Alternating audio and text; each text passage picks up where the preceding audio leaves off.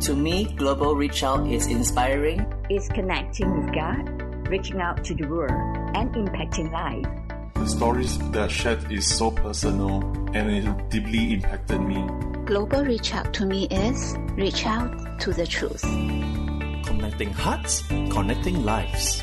You're listening to Global Reach Out. Welcome everyone to episode 7 of a biblical response to practical issues in life.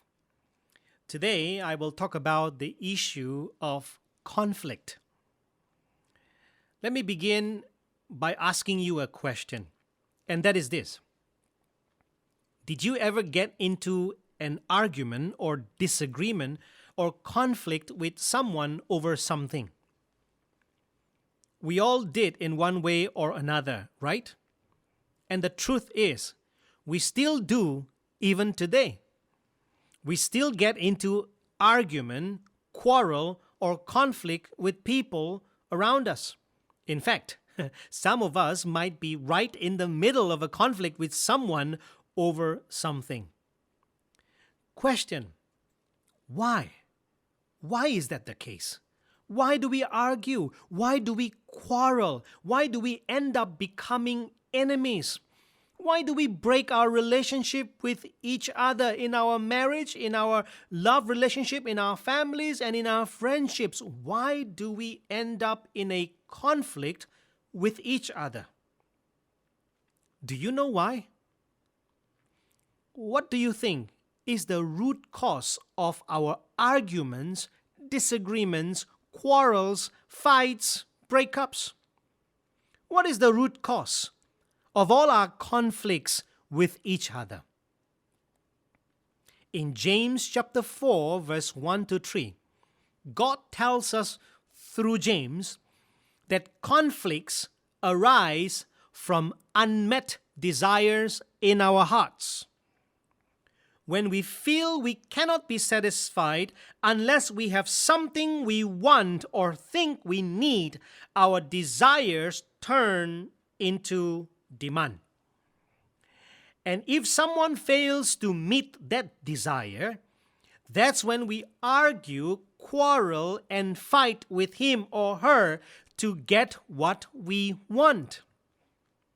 In short, conflicts arise when our desires become our demands, and we forcefully push through our way to get what we want from others. So let me unpack this in 3 points. Here's the first one: the conflict of our desires in us. This is what James said in verse 1 of chapter 4. What causes fights and quarrels among you? The fact that James asked this question tells us that there were conflicts among the Christians. And James being James, he has no time to beat around the bush. He is not interested and don't want to waste his time by addressing the symptoms of the conflicts. He goes straight to the source of the conflicts. And that's why he asked, what causes? What is the root cause? The source of all your fights and quarrels among you. And then he answers his own question with another question. And that is this: don't they, referring to the fights and quarrels, come from your desires that battle within you? In other words, James is simply saying this: the root cause of all your conflicts is the conflict of your desires, particularly your unmet desires. Conflict in the external is largely the result of the conflict in the internal, which is our unmet desires. And James tells us that these unmet desires are battling inside us. That means we are fighting against our own desires even before we fight with others. These unmet desires are consuming us. They are controlling our behaviors. So let me ask you, what are some of your unmet desires that you are battling with? And to what extent are they consuming you? To what extent are they controlling your thoughts and your behaviors? Because the degree to which they are consuming you and controlling your behavior will determine the extent of conflicts you will have with people around you. The effect is far greater than what you and I can imagine. That is why I believe Joel Novenson rightly observed when he said this: if you are not a steward of you, then you are a victim of you. If you are a victim of you, then everybody close to you will be a victim of you. In other words, if you allow your unmet desires to consume and control you, you become a victim of your desires. And not only you, but everyone close to you becomes a victim of your unmet desires as well. Conflicts arise from unmet desires that we wrestle within our hearts. It begins on the inside of us, and then it goes on to the outside, to the people around us. And this leads us to the second point, and that is this: the conflict of our desires with others. James continues and says in verse 2, you desire but do not have, so you kill. You covet, but you cannot get what you want, so you quarrel and fight. In this verse, James reveals that the problem is not just about the desires we have. But let's be honest, some of the desires we have are nothing wrong in or by themselves, right? In fact, some of them are even in line with the scriptures.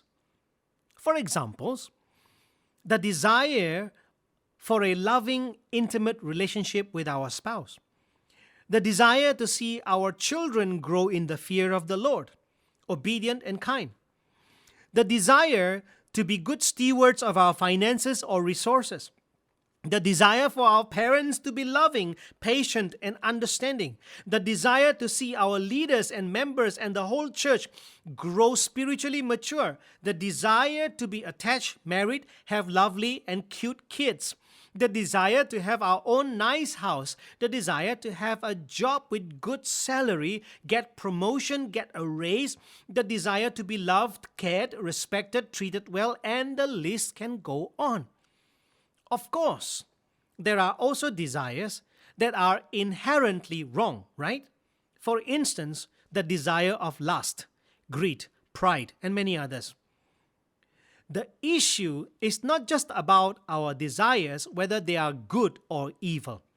The issue is that the moment we begin to see our object of desire as something being essential to satisfy our deep longing, or as something that is biblically non-negotiable, or as something that we rightfully deserve, it moves from being just a desire to becoming a demand. It is no longer, I wish I could have this. It has evolved into, I must have this. This is where trouble sets in. Even if the initial desire was not inherently wrong, it has grown so strong that it begins to control our thoughts and behavior. We end up wanting it so badly that we would go all the way to get it, and in the process of that, we argue, we disagree, we quarrel, we fight, and then the unthinkable happens. We kill. That's what James said. In the process of going all the way to get what we are not getting from someone, we kill our relationships with them. And this is why what John Calvin said is so true. This is what he said. The evil in our desires typically lies not so much in what we desire as in the fact that we desire it far too much. John Calvin is right. We desire it far too much that we become obsessed by our desires. We feel rightly deserved of our desires, and that's when our desires become our demands. So let me ask you, what are some of your desires that have become or are becoming your demands? Or think in this way. What are some of your desires that your mind is obsessed with and is controlling your thoughts and your behaviors? Of course, not in a good way. What are those desires? Identify those desires before they destroy your relationships with the people around you, and especially those who are close to you. Because trust me, it's more painful and hurtful than we can think. So, we talked about the conflict of our desires in us and the conflict of our desires with others. In part 2 of this issue, I will talk about the third point and then wrap up with some applications. Until then, stay safe and stay tuned. God bless. The program is proudly presented by Global Reach Out. We welcome you to share our live enriching webcasts with family and friends through our website, global-reachout.org. Let's reach out to bless more lives together.